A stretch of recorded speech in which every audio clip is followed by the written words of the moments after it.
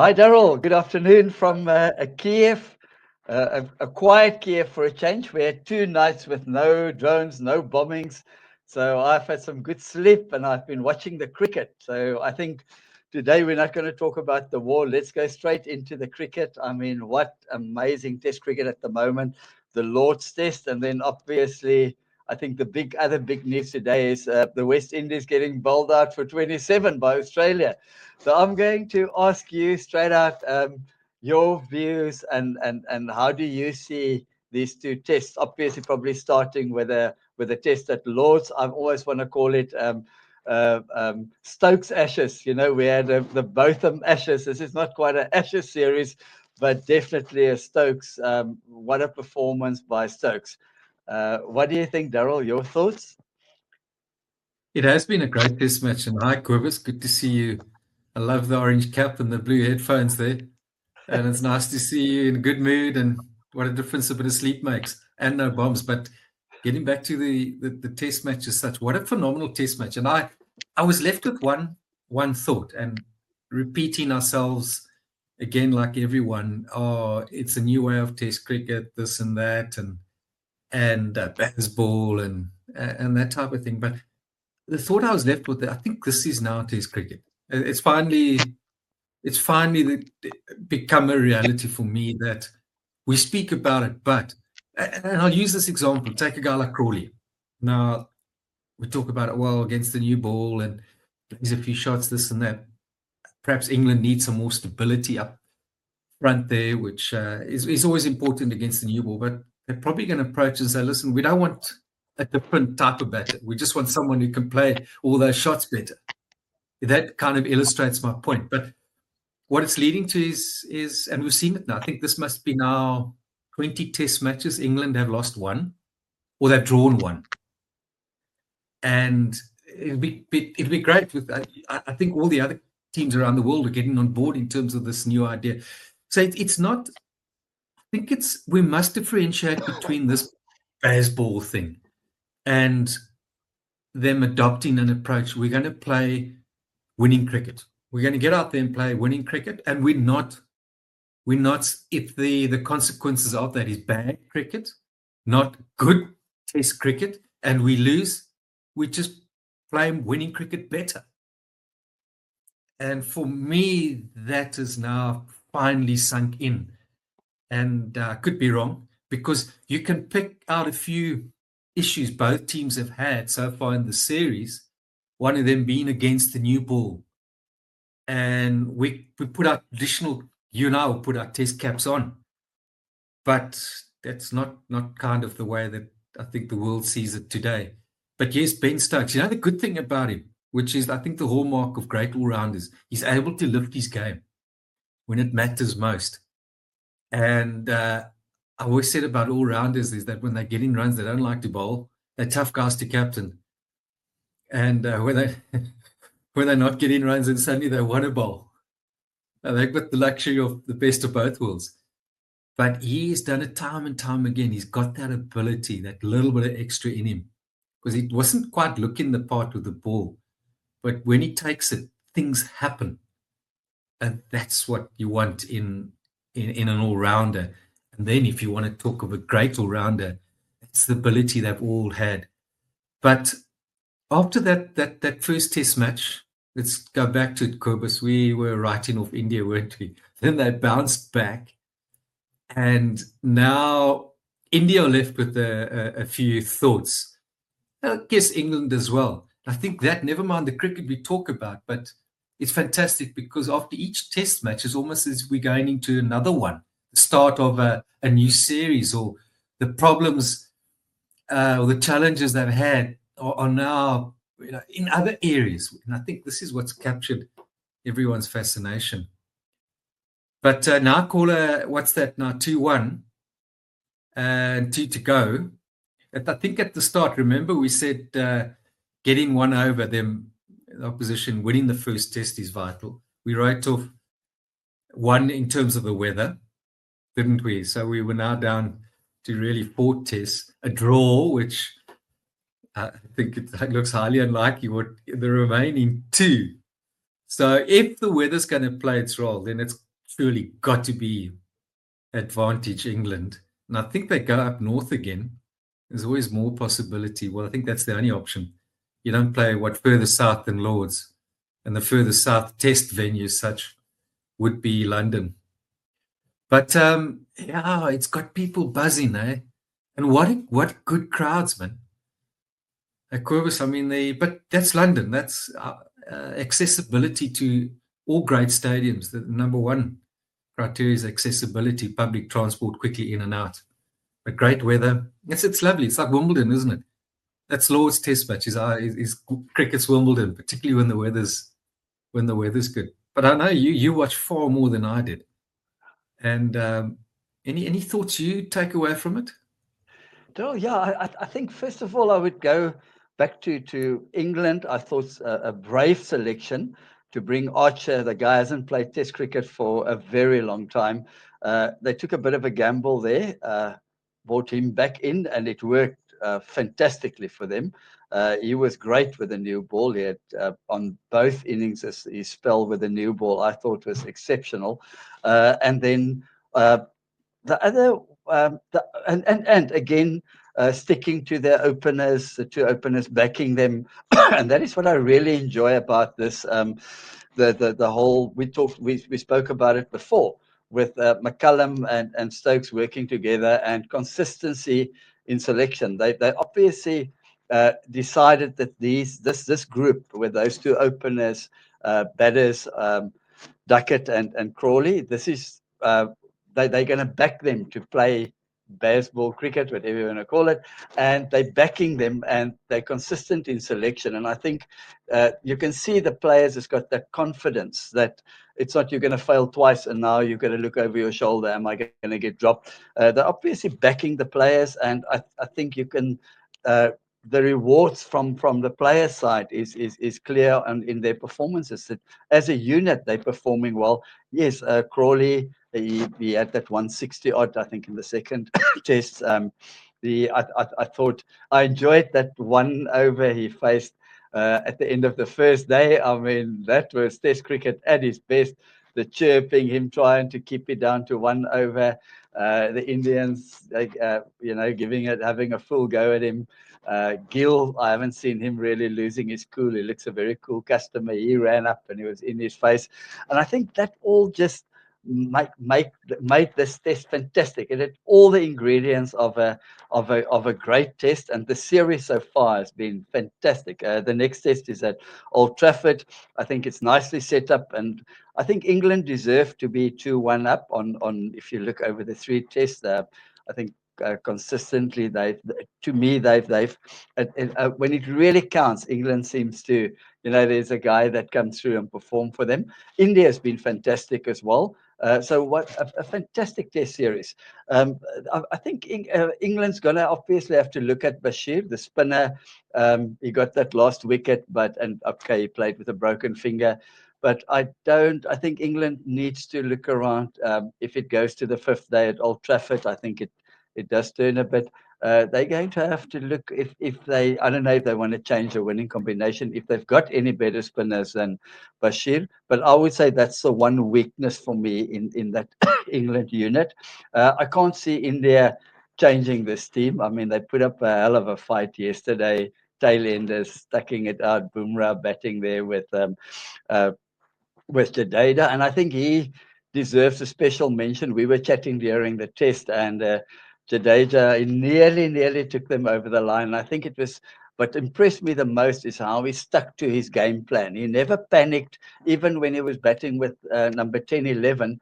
He didn't panic and started, just slogging. He kept sort of facing four balls, try to get one boundary, get a single of the fourth ball, and then trust that guy at the opposite end, the tail ender, to survive the two balls. And it nearly worked for them. I mean, they were getting closer and closer.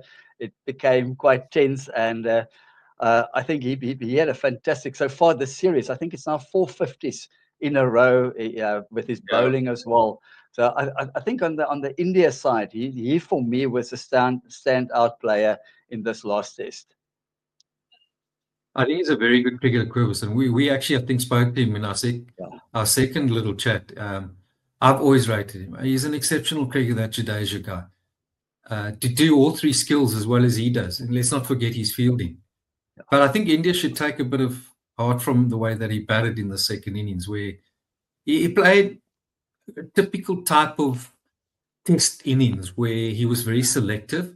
But the way that he gets in line and he offers something with the ball, importantly, he can hold an end up. So you can chuck him the ball in the first innings where it's not turning, and he's going to do a job for you. And that's often, even some of the really good spinners, they're useful on a bad track, but when it's not happening for them, if you lose the toss or you bowl first, your spinner shouldn't really play a role. But when you do have a guy who can at least tie an end up. So, yeah, I'm very pleased for him, man. He's a very quiet, sort of unassuming guy that goes about his role. But the little thing worries me about them is Gill's captaincy. Look, he's fresh. He's a young cricketer.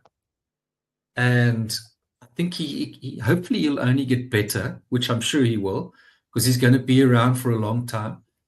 And it's more than just a title. They obviously recognize that he's got leadership qualities, and that's why he's been appointed at that age. But I don't think India need a finger wagging in your face type of captain anymore. That India were always sort of reserved. They were a bit sort of hesitant. Now I'm going back 15, 20 years in coming forward, and they tend to be bullied off the field. But Ganguly was the first to come along, and he started to change that. And Virat, very much so. Now India I think they've got rid of that tag for some time now. But that's why I believe now they don't need to try and enforce themselves on the game in the opposition's mindset. We're not going to be bullied. We are the tough sort of guys. Now, call it excitement. As I said, he's a young captain. Call it excitement. Call it getting carried away in the moment. He's confident. He's on the back of a double 100 and 100.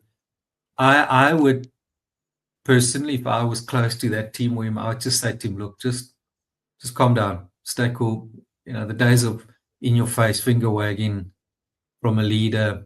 I think that was Virat. That was just Virat's way, and I don't think he could help himself. He's very, very passionate, wanted to win them. But I think it would be nice to see India with a really not that anymore. They don't need to. They've got pace to make a statement. They've got pace. They can run guys over with some good pace. They've got depth in that regard.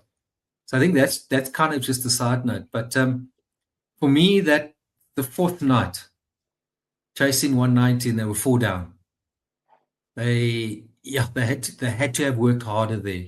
They had to have worked harder. And perhaps Gill's antics, I think, riled them up because they came out the next morning and that innings and the next morning, and then Stokes led from the front. All those little things may add up. Some may say, no, it had nothing to do with it. They just wanted to win in that. But, and then Pants Ronat was critical, man. It was and I think we spoke in the last chat, Quibus, Test cricket, you need to play a lot. Like, I'm talking 40 odd 50 test matches where you, in hindsight, and I know I made the point, you look back on every game, every series, and you pick key moments in hours cricket. So you learn through those 40, 50, having been on the back foot and having lost, you learn to just break it down to appreciating how important every single ball is in the context of a match and the series. So, look, it's still anybody's series. Next test match, pick a winner. After 3, pick a winner. You can't at this stage. We've seen it go backwards and forwards. And I was surprised, the Lords. It didn't really hold up well, that pitch, end of day 4, 5. But then Jadeja goes and gets runs. It just goes to show maybe there was less on the seamers. There wasn't so much happening outside off stump for the left-hander. Little things like that. So maybe it played a bit better there because it wouldn't see a lot of balls, as many as over the wicket to right-hander. Yeah, Daryll, if I didn't miss a ball. As you said, I probably get more time to watch the cricket in Kiev when I'm not in the bomb shelters. I don't have much to do. I'm on holiday at the moment, so I've been watching basically every ball of this series when I can.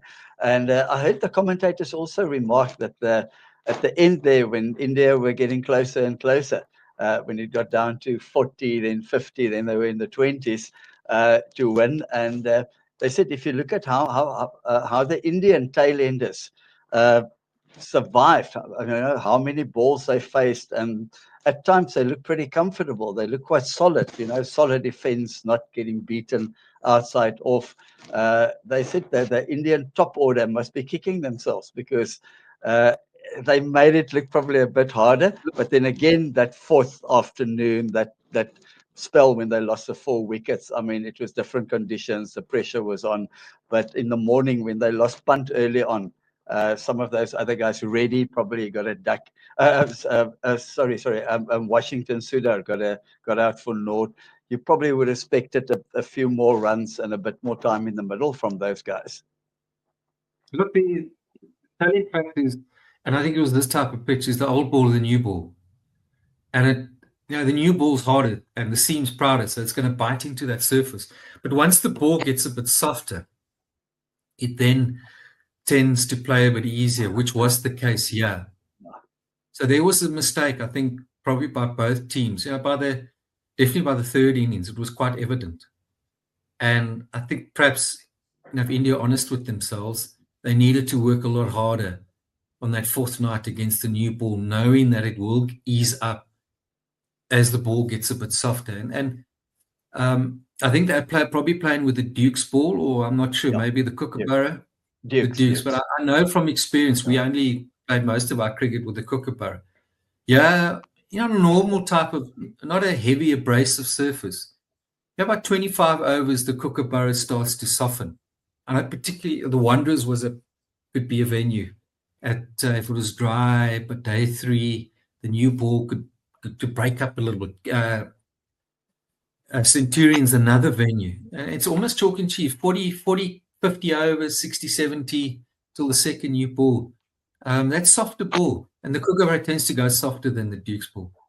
It does play a lot easier. So again, our team's actually saying, hang on, guys, here. We just kind of need to. But it goes against what I said first up in this chat was, come on, let's just work a bit harder against the new ball. Yeah, if you get in, let's try and stretch that in the top 3, top 4, particularly perhaps the top 3, or just stretch that more consistently. Let's have someone still batting at 20, 25 overs, because how much runs can you expect down the order from England? India, I'm talking about 8, 9, 10, 11. Yes, they stuck it out trying to win the game, rotating the strike. India did in this last innings, but there's perhaps 20, 30 runs they could score more. I think it's going to be these little moments, just tying up. And that would be my message if I was part of both teams. Let's just tie up key little areas better. We play a bit better at certain times, little areas where we know we can perhaps go for less runs, maybe not be as attacking with our bowling. And then from our batting, let's try and squeeze each innings another 30, 40 runs where we can. Daryll, just one question I want to ask you as a obviously a great batter and a top order batter. You had your tours with the South African team to England. People often talk about there's more swing. You've got the Duke's ball, more prominent seam than the Kookaburra. You mentioned that. To adjust your game as a top order batter, and probably especially against the new ball, Duke's ball, if it's a bit overcast, which you often find in the UK. I played a bit of club cricket there. I know a lot of times you wake up in England and the first up till about 11, 12 in the morning, there's a lot of cloud cover. Is it a huge adjustment as a batsman, say going from India? These guys obviously play a lot of cricket. They've played all over the world, but specifically to go on an England tour, when you guys used to go on tour there with the South African team, is it a huge adjustment? Is it a big difference to play in those English conditions, more overcast. I think the wickets, I find, if I think back, used to be a bit greener. I think especially Tent Bridge used to have a nice green tinge. They all look a bit more sort of batter friendly now. But is it a big adjustment as a batsman? To adapt to find your feet on the England tour. Yeah. Does it take you maybe a couple of tests? Remember also the days when you went. I remember watching you guys playing against some of the counties, like warm-up games. These days, the guys go straight in and they're playing, back-to-back tests. Do you need some time to adjust? Maybe the Indian players you could find now coming the third test, they could even play better if it's. I mean, Gill obviously has done his, but is it a big adjustment as a batsman? Cobus, let me just go back a bit and give you my thoughts in terms of the history of playing in England. Go through the 80s and the 90s and the early 2000s. Where did batters, excuse me, learn their game? Where was your apprenticeship served? Where did you learn to bat? England. England through the years, great West Indians of the late 70s and 80s. Where did they learn the game? England. Australian sides of the 90s, the late middle 80s, 90s. Where did they learn the game? England.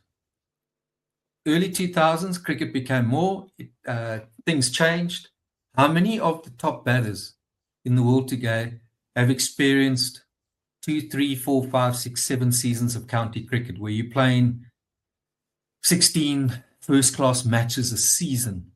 You learn to bat there. And I had one season, the biggest regret, I had the chance to play county cricket at 18 with Middlesex. And we had no idea, there was no thought of international cricket, rather study, which doesn't help me anything today. But the one season 95 I had at Derbyshire, and it was a part of my game I wasn't really confident about, was the swinging ball.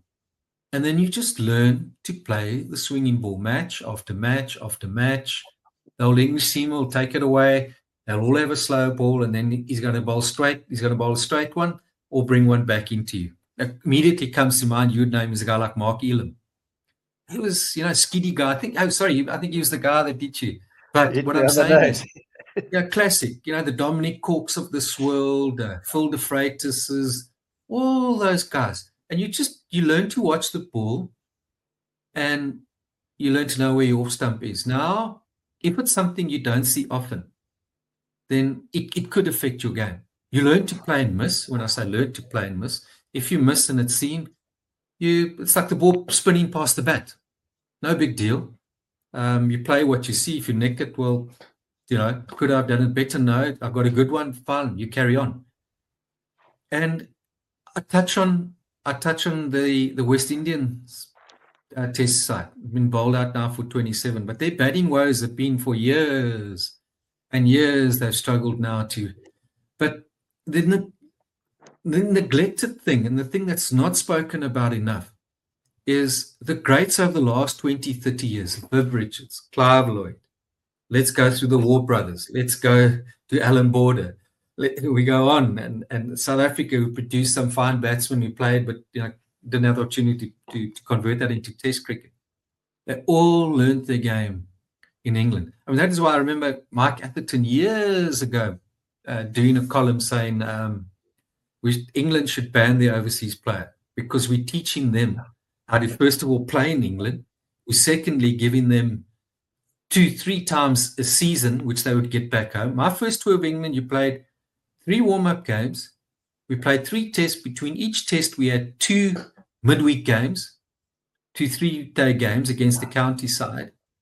And I remember that was 2 seasons in one, 2.5 seasons in one that I would have played. I would played in South Africa. So, yes, it definitely playing that amount of cricket. And it also, there are places where it turns. The sun comes out, it doesn't swing. By June, July, if it's been a dry summer, it turns. So you get so much cricket in there. I love the story in Viv Richards. I think 18 arrived in England. He had a trial at Surrey. And they sent him away because he couldn't hit a ball through the offside. And I think he got friendly on the Lord's young professionals uh, setup which they have at Lords, and with both of them, I think then they went down to Somerset or something like that, and Somerset gave him a chance. So his game had to grow, his game had to develop. So I feel it, and it's no one's fault. It's due to just the way cricket is and the amount of cricket being played today, that guys don't get the chance at a young age to play 4 or 5 seasons of good county cricket. And in those days too, you had 80s, definitely the 70s. I think you could have as many overseas players as you wanted. I think there were teams at 4 West Indians playing, or was it 4 at a time? So the overall standard not only grew for the local players as well, but that's no longer part of a cricket. They'll fly in and play a T20 series, or fly in and play 4 first-class matches.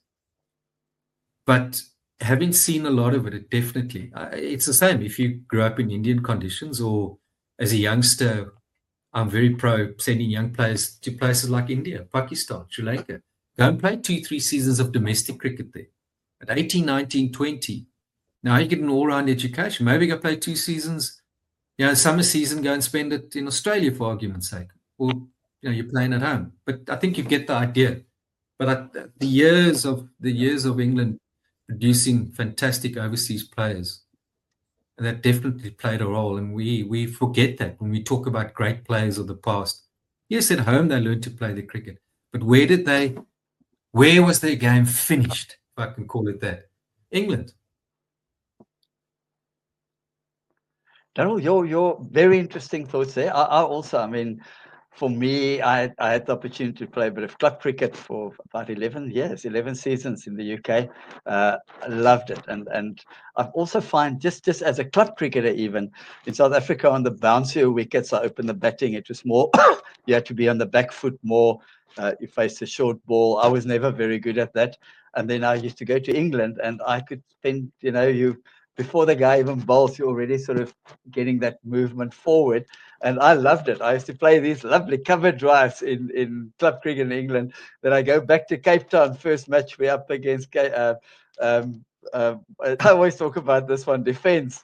And I've just come back from England. It's a nice green wicket, and I've got Brian McMillan at the other end with a new ball. And he hasn't even started his run up, and I'm already sort of inching forward. And then the next 6 balls are all flying past here and hitting me in the ribs. And I understand this is I'm not batting at Langley Mill in England now. This is something totally different. So yeah, and I can imagine at top level it must be even more of an adjustment for the top players with a different bounce. I want to ask you, Daryll, very interesting for me. I've only ever had the opportunity to play a bit of cricket in England and in South Africa. You had lots of tours playing in Sri Lanka, Australia. Just tell me a little bit on touring as a cricketer. Touring, which would you your favorite as a cricketer? Which was sort of one would automatically think England, Australia would be favourites for a Test cricket to go on a tour. But I know Jonty, for instance, loved the subcontinent. He loves going to India. I think I read Fani de Villiers embrace the culture when they're not playing and they get opportunity. They're out. Jonty's on a scooter. Fani's out there exploring India. The whole cultural experience. I remember, I think once you were telling me about the Taj Mahal, where you guys went there. Which if I can ask you of your own experience touring, which were your favorite ones and which were a bit different, and how did you keep yourself busy on a long tour in between cricket? Did you have time to do a bit of sightseeing and do other things as well? No, definitely you did have. If I had to run through them, I think in terms of beauty and luxury and what that all has to offer, Australia, New Zealand would be right up there, particularly New Zealand. In terms of cricket history and having got the opportunity to play at various grounds, Lords and that type of thing, England. Although England, I didn't really enjoy playing in England. The crowds were too quiet. It wasn't really an atmosphere. The '99 World Cup, personally, was a huge disappointment for me, simply because Daryll, just 1 second. Got a siren. That's our air raid's alarm. Yeah, they think there could be some. Yeah, you can hear. Can you hear it? Yeah, I can hear it. Yeah, we hear this every day. Daryl, I'm going to take You need my to run. chances. Now I'm gonna sit here, and let's just see if I hear anything. If there's any explosions, I'll just jump and run. But I'm going to carry on. I just want to open my blind so I can also see if there's something outside. I see if people are running or whatever. Yeah, this is sort of becoming just everyday life in Kiev. Daryl, yeah, you were telling me about the crowds being a bit more quiet in England. Yeah. And India, just from a cultural perspective and the love for cricket and your levels of tolerance and patience and being appreciative and seeing India as a country as a whole and the food, which I love tremendously. Yeah. So they all offered various good and bad.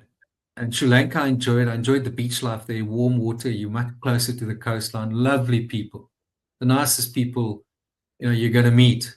Other than that, I mean, Pakistan was a bit rougher, not the friendliest people, to be honest with you. But in recent times, I've seen the northern part of Pakistan absolutely beautiful, beautiful, beautiful, beautiful. The country has so much potential in terms of tourism, which is yet to be discovered. In fact, I consider it one of the hotspots. If things could just settle down a little bit in key areas. Zimbabwe, a game at Harare, as you walk off the field, 5 steps you're in the, I think the keg and whistle or something. It's the closest pub to any cricket international ground in the world. You literally take 7 steps. If you take 2 right, you go in the change. If you keep walking straight, you're in one of the liveliest lacquer pub with good food. But I can't say that it was a country that I didn't enjoy touring. I was fortunate, fortunate. And then there were sort of by tours, Canada, US, Singapore, places like that. Daryl, did But you you ever certainly end do up? get time to get out. It's important, any tour, to get out. I don't know if it's possible that the guys today with people around and social media and cameras and instantly that's online, the next move you make or that type of thing. But I think we certainly, I think we enjoyed ourselves. I'd like to think and say confidently we enjoyed our cricket, enjoyed ourselves more because there wasn't the focus or the instant ability of someone to reveal where you are, what you're doing, what you're up to today. Whereas then off the cricket field and that you had the opportunity to move around and enjoy the world, which you have to do as a touring professional, just to get away from it. But also it's an opportunity to see a country which you wouldn't really get unless you got a lot of money to travel to all these places. So I think that was the real benefit and advantages of, and I'm glad I got to experience it with South Africa getting back into international cricket. Very, very interesting for me because I love, as you know, I love traveling. I spend I spend most of my younger days with a backpack going to Greece and Zanzibar, and I've been all over. I love traveling, and I always thought it must be so nice to be an international cricket player. We actually get paid. I had to pay. I had a shoestring budget. I remember going to Greece for a month on $15 a day, which sounds impossible now, but in those days I slept on the beach. I used to shower on the beach, and then just for I would live on $10 a day for 5 days to get enough money to buy another ferry ticket to go to the next island, do some island hopping. But I always thought, yeah, to be a professional cricket player, international player, you stay in nice. I mean, I know you guys. I think in the West Indies, you stay in some beautiful hotels, nice resorts, and you get paid to do what you love doing. It's a dream. But mentioning the West Indies, yes, Daryl. There's travel in between that, there's practices, and you can't exactly let your hair down completely or let yourself go. You might have a day or an evening where you're not required for another 2 3 days, but those are very seldom. But yes, let's get on to the West Indies and their West 27. My Indies. God, did you see any of it? What was No, it? no, Good bowls? Was we it cricket don't or have what a happened? channel here. We don't get Uh, in Ukraine. I don't have that channel. But I followed it when I was while I was watching the Lord's Test, I was sort of looking at that score and I thought, but this is impossible. I mean, this can't be happening. Stark, I mean, he's in his 100th test, he got the six, I think it was 6 for 9. And then Boland got a hat trick. I mean, obviously great bowlers, but I must also say for a test team like the West Indies, with the history they have with Brian Lara, Viv Richards, Clive Lloyd, you can go on. For these present day guys, it's an embarrassment, and I think it's shocking that they should get bowled out for 27. I mean, it's just not. It shouldn't be happening. I saw Jeff Dujon, 2 days ago, having a go at West Indian cricket and the team and questioning Darren Sammy's appropriateness in terms of being the coach and test cricket and that. And there you go. It's 2 days later and they get bowled out for 27. But yeah, it's something. Is it money? Are the better players saving themselves for T20 cricket because they don't earn enough? Yes, that's been going on for a long time. That Gale, for argument's sake. That all started when they said you have to play first class cricket at home to be selected, and money was starting to come into it. And they said, "Oh, cheers." We see it happening now with South Africa, where guys like Klaasen, de Kock are retiring prematurely, and that's just the way it is. Why not go and fill your basket while you've got the chance and you're in good form and you've got your best cricket during your best cricket in terms of your career? Go for it. But are less playing cricket in the West Indies? Yes, we've heard for so long about basketball and all that. I don't know it intimately enough to explain the reasons, but what is their talent pool like now? They're not. We'll always reflect upon the great West Indian side of the past, but they played at home. And again, I spoke about their batters. Let's go to their bowlers. Joel Garner, Malcolm Marshall, 12, 10, 13 seasons at Hampshire. Joel Garner at Somerset, 6, 7 seasons. The same can be said. Michael Holding, the same can, and they were in demand. They were getting paid big money. Welsh, Ambrose, Welsh, Gloucestershire. How many seasons?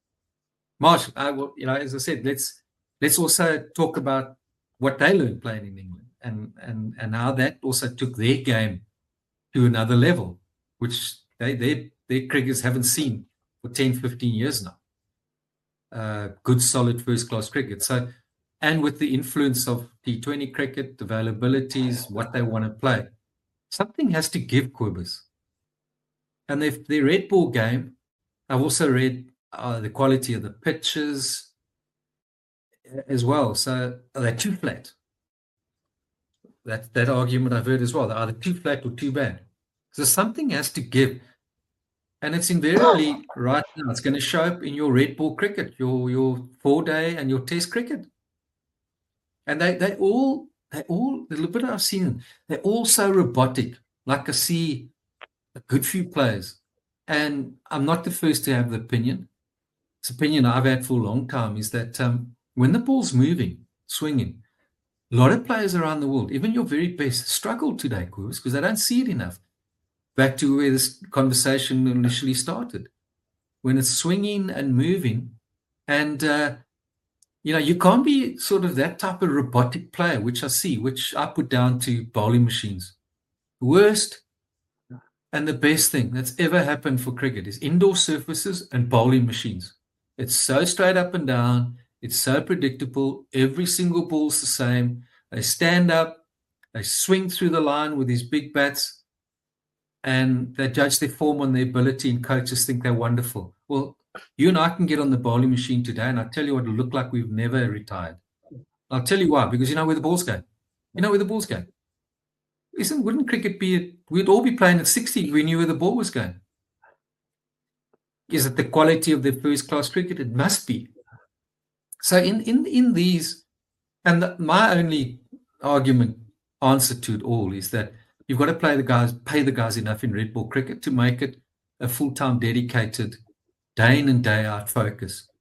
Because when it gets a bit tough and it starts to do a little bit, there's far too many players around the world that, I'm sorry, that top 4-5, they look clueless, man. They're struggling.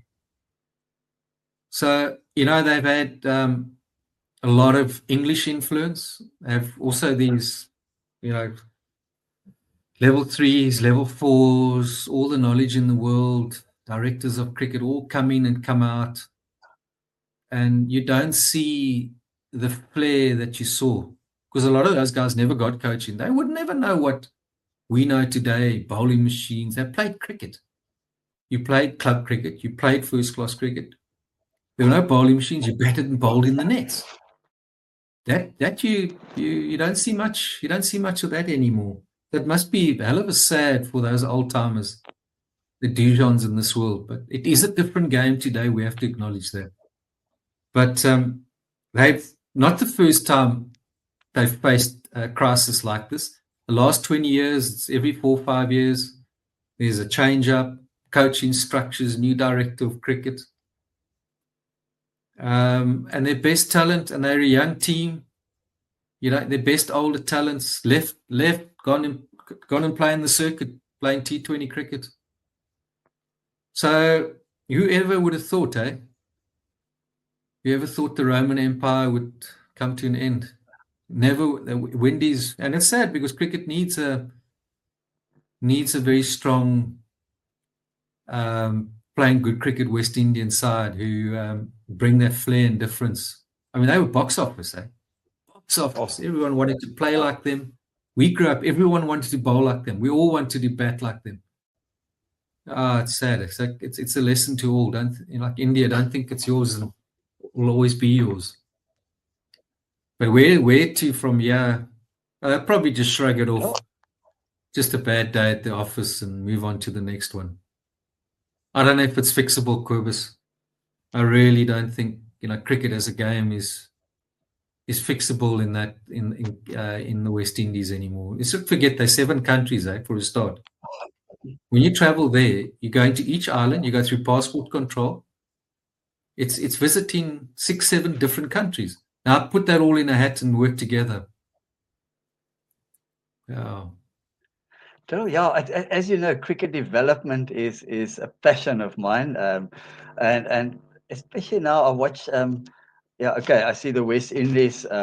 What happened there now in the series against Australia, and then also and I think that the whole Zimbabwe South African series, the 2 tests they played, were overshadowed by Mulder and that controversial decision. We spoke about that. But what I think if you actually forget a little bit about Mulder's performance there and his controversial decision, but look at the quality of the cricket that Zimbabwe played, that it's also really worrying. I mean, Zimbabwe, I look at back at, I think, Brian Murphy, the ex-Zimbabwe leg spinner. I was at UC University of Cape Town as director of cricket there when Brian had 5 seasons there. And I remember while he was studying at university, in his second year, he got the call up to play his first test in the West Indies, on a West Indies tour. He played the Saturday club cricket for UCT, and 2 weekends later, we were watching him at the Oval on the TV after our game. And I look at that Zimbabwe teams and the ones you must have played against as well. I mean, Andy Flower, the Flower brothers, Strang, Spinner, that's some fantastic cricketers there. And what the way Zimbabwe cricket has gone down for me, the quality of cricket they played against the South African team, it was club cricket. So I think also serious problems there. So all over in cricket, I think the ICC, you've got your top teams, your top test countries, but the standard of cricket below that is definitely a very, very worrying.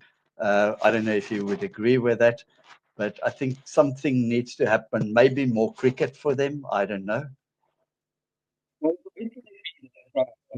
a long time, more cricket for them, test aspirations, and I think a lot of that talks due to keeping or guys that are in those positions managing the game in a lot of the associate countries. It's really for them, and even at ICC level, There's guys that have been around for so long, 15, 20 years, the same war cry, fighting the battle for the associate countries. I think it keeps them in a job. Quite frankly, a lot of them keeps them in a job because it's not changing. It's not as if we're seeing the emergence of an island that's ready now to play Test cricket. Even in a 50 over, let's take that scenario where they they come to World Cup and one of those associate countries beat a top side. And the whole world goes crazy. They go crazy. But what's the cricket depth there? What's the weather like? What are the facilities like? What is the quality of first-class cricket? And ultimately, that's your talent pool comes from your schools, comes from your clubs, comes from your quality of your first-class cricket. And you can imagine, let's get back to Zimbabwe, what that's like. They are pretty much a young team. You should have seen one of their local newspapers. I think it made the rounds on social media. The reporter, yes, like, I tell you, Quivers, yeah, he climbed into these guys. Like schoolboys being mugged. It was talking like this. It was quite pictures up. The whole team out there. I tell you, if that reporter was in South Africa, he would never ever be allowed to enter a ground. He would had his citizenship revoked. He would have been kicked out the country. Jesus, you should have seen this, my friend. Man, did he climb? Never seen her climbing to a group of cricketers like that. Eh? So yeah, and it's a financial drain. It's that's not my opinion. That's the ICC will tell you. Maybe this is a shove where they Test crickets. They want to actually see the demise of a lot of this type of cricket that's happening, and where it gets to where Test cricket. I think we've touched on it. It's not sustainable. Not for everyone anymore. I think that's the conclusion that's already many have got to and decided, and particularly maybe the ICC. And we've touched on, should it be 4 days, or free up a few more days?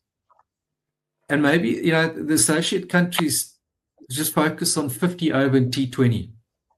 Go down to, I have a strong belief that if I take South Africa at schoolboy level, why play time cricket? Why are we playing time cricket?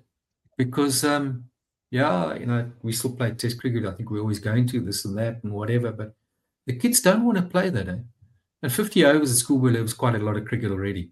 At club level, I have a dear friend in Bermuda where I've been telling him for 10, 15 years, why do you guys play? They'll play time cricket. For who? There's a man and his dog and a couple of his mates playing cricket on that island. But, they get ICC grants if you've got this development program, if you are playing first-class cricket, as we know it, if you tour so much, your rankings and all of that's all relevant. And the associate countries is one of them. I mean, if you get an ICC grant, you get some cash, let's assess your development program. Let's roll out 3,000 kids playing KFC cricket. Just use an example, this type of thing, and so forth and so forth. But is it actually improving the game? Are you unearthing future Test players? No. You don't have the infrastructure to host Test cricket. It doesn't look like you ever will. Maybe in, 2092, when there's 15 billion people on Earth, and you might have got there eventually. I don't know, but I think cricket's next 3 to 5 years, I think we get something. Good few things are going to come to an end, and this whole thing's going to be reshaped with this new club championship as well. That's why I say at school level, I don't mind if I just focus on T20 cricket. And out of that, you can play a little bit of time for the talented that maybe, or you pick that up at first class level, but you can argue it's too late. Who knows what the answers are? Because as much as England, Quibus, the fact of the matter is, if you look at English cricket at the moment, the numbers are still declining amongst boys playing cricket. Yeah. With all their success, it's actually in aspects a dying game. Go and look at the facts. They'll tell you that. They're trying to resuscitate the game in what we would call government schools doesn't lend itself, and it doesn't really. Accessibility, the cost of the game, even in your public schools, cricket numbers are not what they were. And that is a fact. Go and check up on it. That is a fact. Over the last 10, 15, 20 years, numbers are dropping. Only numbers because they come off a low base or is women's cricket that are actually picking up, but it comes off a low base. So and that tells a story, you know. And I'm at the coalface like you. I work with young kids all the time. I know where their tension is. I know where their thinking is. I know what they think cricket's about. They don't relate to Test cricket. Very few of them do. They see cricket as T20. That is their concept of cricket. So very interesting. We've been going for almost an hour. Whenever we talk, when I listen to you, time just seems to fly.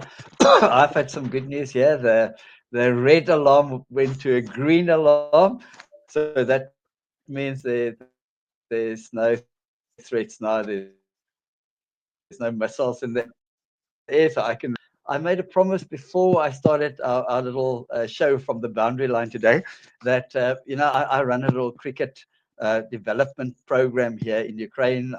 Every day I do some coaching. I take my kids in the schools wherever I teach for cricket. I do summer camps cricket. It's a one-man show.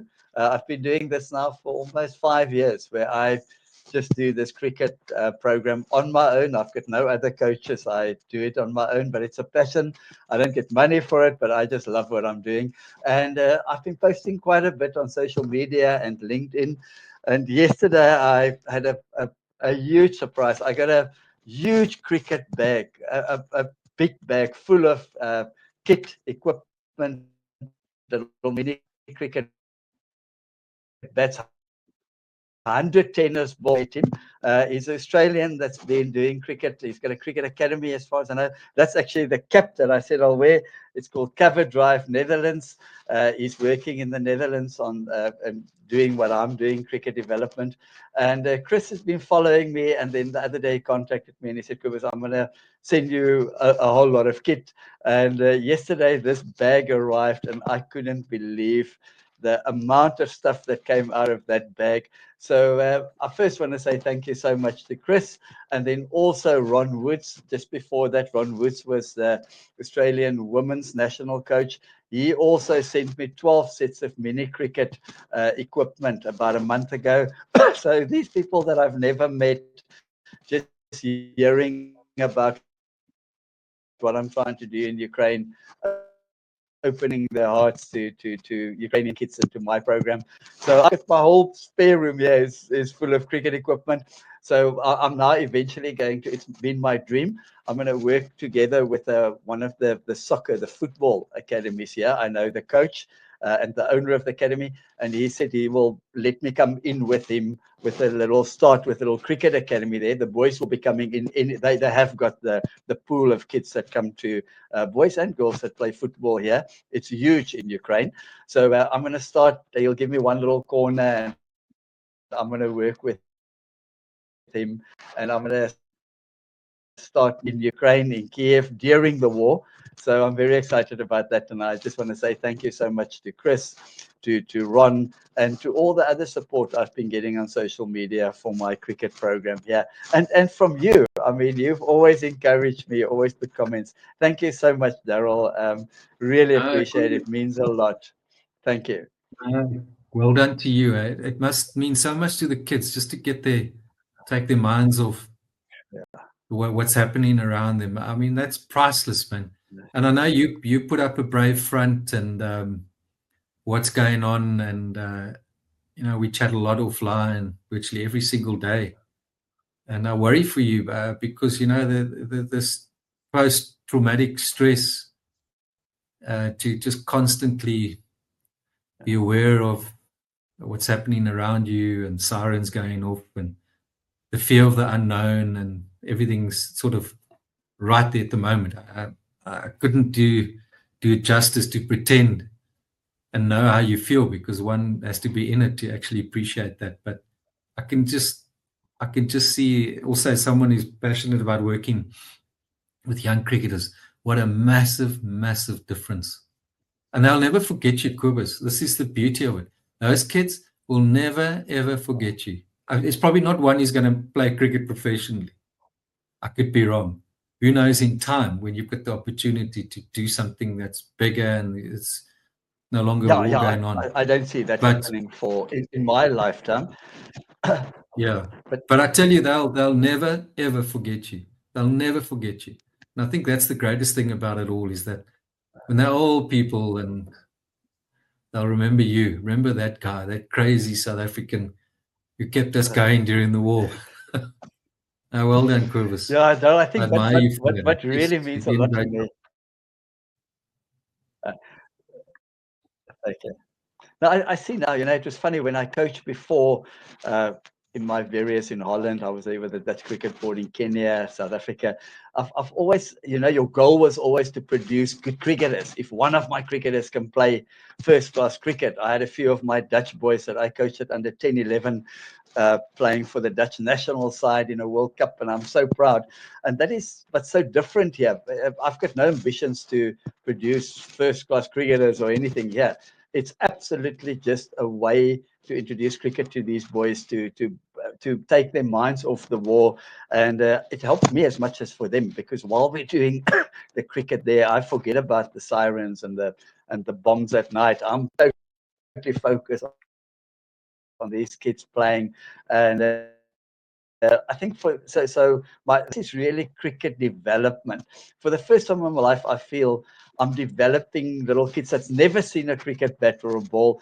I walk into my first day in the school and they look at the bat. What is that? And I start all my lessons here, which I've never done anywhere else. This is called a cricket bat. You hit the ball with a flat end, and this ball is called a cricket ball. And it's just, and I really feel I'm doing something that is making a difference. So thank you for the support, Daryll. Thanks to all the guys out there that's been helping me, sending equipment. It means post-traumatic stress. I'm still in this stress every day. I battle to sleep at night, but this whole cricket, to talk to you, to be to feel part of a cricket community, although I'm now the only cricketer in Ukraine, it means so much to me, and that support from all the cricketers. Thank you so much, Daryll. Lovely to have you on the boundary line today. It's a great pleasure. Good luck. We'll chat soon. Cheers, my mate. Bye. Thank you, Daryll. Cheers, man. Chat soon. Bye bye. Thank you, Daryll. Bye.